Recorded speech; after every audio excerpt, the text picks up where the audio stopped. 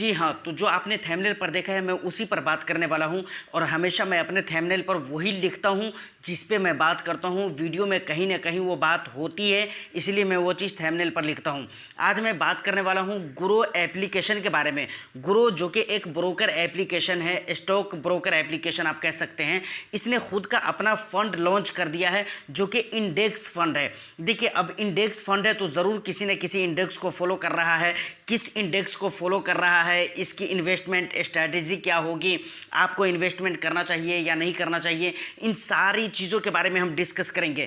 क्योंकि आप सोच कर देखिए, अगर कोई खुद का ब्रोकर एप्लीकेशन है और वो खुद का फंड जब लॉन्च कर रहा है तो हमें बहुत ज़रूरी होता है कि हम उसके बारे में जानें कि उस फंड में जो खुद का ब्रोकर का मतलब लॉन्च किया गया फंड है उसमें हमें क्या क्या बेनिफिट मिल सकता है, क्या क्या हमें मतलब प्रोस एंड कॉन्स देखने को मिलेंगे। तो इन सारी चीज़ों के लिए ज़रूरी है कि आप वीडियो को बहुत ही ध्यान से देखिएगा, केयरफुली देखिएगा एंड लास्ट तक के ज़रूर देखिएगा। तो शुरू करते हैं, लेकिन उससे पहले वीडियो को एक लाइक करके शेयर कर दीजिए उन लोगों के पास जो लोग इस तरीके की वीडियो देखना पसंद करते हैं, और चैनल को इंटरेस्टिंग कंटेंट के लिए ज़रूर सब्सक्राइब कर लें।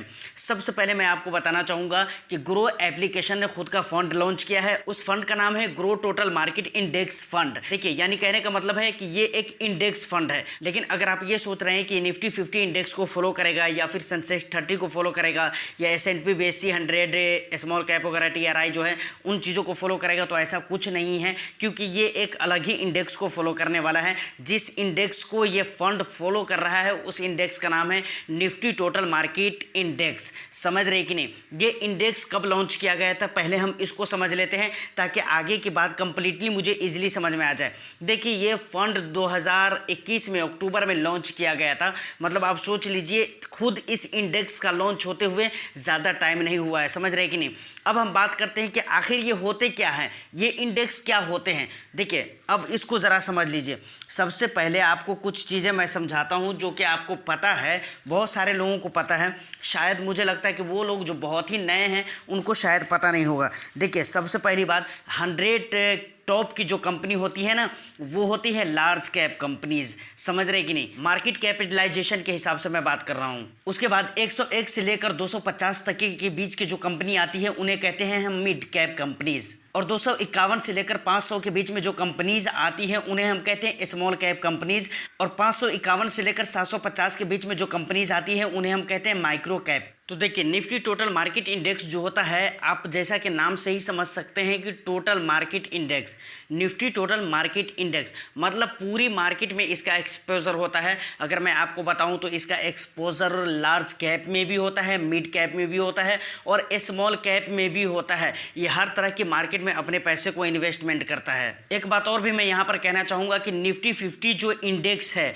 उसके बाद निफ्टी टोटल मार्केट जो इंडेक्स है, इन दोनों में ज़्यादा का फ़र्क नहीं है। अगर आप इन दोनों की टॉप 10 होल्डिंग को देखेंगे, मैंने चेक किया है, अगर आप भी देखना चाहें तो आप भी देख सकते हैं जाकर।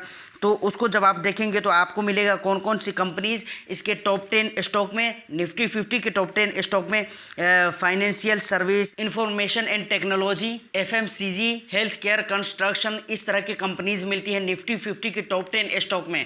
लेकिन जब आप निफ्टी टोटल मार्केट इंडेक्स की टॉप 10 स्टॉक को चेक करेंगे तो वहाँ पर भी सेम आपको स्टॉक देखने को मिलेंगे। तो देखिए, मेरे कहने का मतलब है कि कुछ ज़्यादा फ़र्क है नहीं दोनों में, लगभग सेम है। उसके बाद वेटेज की बात करें तो निफ्टी 50 और निफ्टी टोटल मार्केट इंडेक्स, इन दोनों की वेटेज सेम नज़र आती है। मतलब इसमें भी बहुत हद तक आपको सेम चीज़ें देखने को मिल जाएंगी। देखिए, अब एक बहुत ही ज़रूरी बात आती है कि किस तरह के इन्वेस्टर्स को इसमें निवेश करना चाहिए और किन को निवेश नहीं करना चाहिए।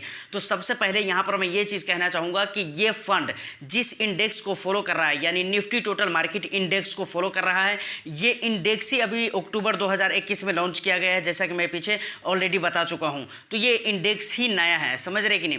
उसके बाद ये फंड की अगर बात की जाए तो फंड भी बिल्कुल नया है, और मेरे ख्याल से ग्रो एप्लीकेशन का शायद ये फर्स्ट फंड है जिसे लॉन्च किया जा रहा है, और सेबी ने इसके लिए इजाज़त दे दी है, मतलब एग्री कर दिया है। सेबी ने कह दिया है कि बिल्कुल मेरी तरफ से मंजूरी है, आप लॉन्च कर सकते हो, और ये इंडेक्स फंड लॉन्च हो रहा है। तो ये फंड बिल्कुल ही नया है, अभी आपको वेट करना चाहिए, देखना चाहिए किस तरह का परफॉर्म रहता है। और ऐसे भी एक बात मैं कहना चाहूँगा कि देखिए, निफ्टी टोटल मार्केट इंडेक्स को ये फॉलो कर रहा है, इसका एक्सपोजर पूरी मार्केट में होगा, तो मुझे नहीं लगता है कि यहाँ पर ज़्यादा आपको बेनिफिट होने वाला है या फिर ज़्यादा आपको नुकसान होने वाला है।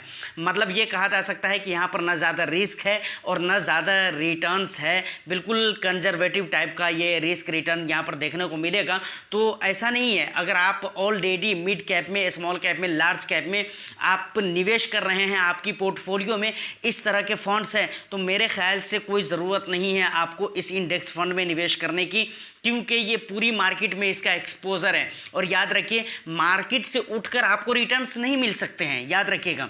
अगर आप ये सोच रहे हैं कि इसमें हम इन्वेस्टमेंट करके बहुत ज़्यादा रिटर्न्स गेन किया जा सकता है, तो मुझे नहीं लगता है कि ऐसा हो सकता है, क्योंकि मार्केट में, पूरी मार्केट में एक्सपोजर है इसका, पूरी मार्केट से ऊपर उठकर रिटर्न्स नहीं मिल सकता आपको। निवेश वही लोग कर सकते हैं जो ऑलरेडी पहले से निवेशक हैं, जिन्हें मालूम है, बहुत सारी बातों का पता है, कब एग्जिट लेना है, कब एंट्री लेना है, इसके बावजूद भी कैसे प्रॉफिट वगैरह गेन किए जाते हैं, कैसे हम उसको कैलकुलेट कर सकते हैं, किस हिसाब किताब से अपना हिसाब किताब लगा सकते हैं, बेनिफिट और जो नुकसान होते हैं उसका हिसाब किताब हम कैसे कर सकते हैं, वो लोग इन्वेस्टमेंट कर सकते हैं। लेकिन सिर्फ इसलिए कर सकते हैं कि भाई मैं एक इंडेक्स फंड में निवेश कर रहा हूं, ऐसा नहीं कि आप वहां पर हाई रिटर्न्स के प्रोस्पेक्टिव से आप वहाँ पर निवेश करें या फिर ये उम्मीद लेकर निवेश करें कि भाई वहाँ से मुझे बहुत ही ज़्यादा रिटर्न्स मिलने वाला है। अगर ये बातें लेकर और ये इस उम्मीद के साथ अगर आप इस फंड में आना चाहते हैं और निवेश करना चाहते हैं, तो मुझे लगता है कि बिल्कुल ही आप सही नहीं हैं, यहाँ पर आप बिल्कुल गलत हैं।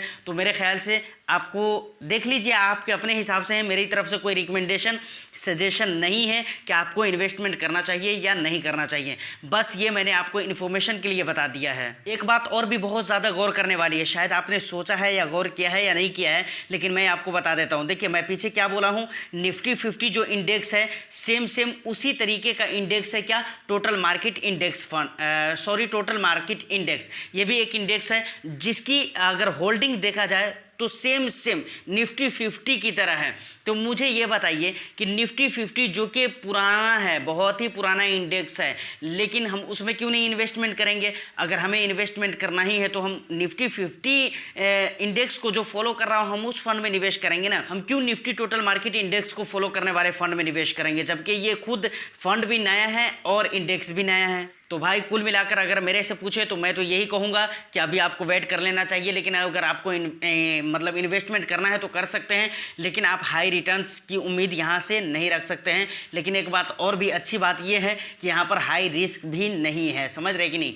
तो फिलहाल आज की इस वीडियो में इतना ही। उम्मीद करता हूँ कि वीडियो आपको अच्छी लगी हो। वीडियो अगर अच्छी लगी है तो वीडियो को एक लाइक ज़रूर कर दें और शेयर कर दें उन लोगों के पास जो लोग इस तरीके की वीडियो देखना पसंद करते हैं। और फ्यूचर में इंटरेस्टिंग कंटेंट देखने के लिए आप बी फाइनेंसर यूट्यूब चैनल को ज़रूर सब्सक्राइब कर लें। फिर मैं मिलता हूँ किसी नेक्स्ट वीडियो में, जब तक के लिए all the best. Thank you for watching.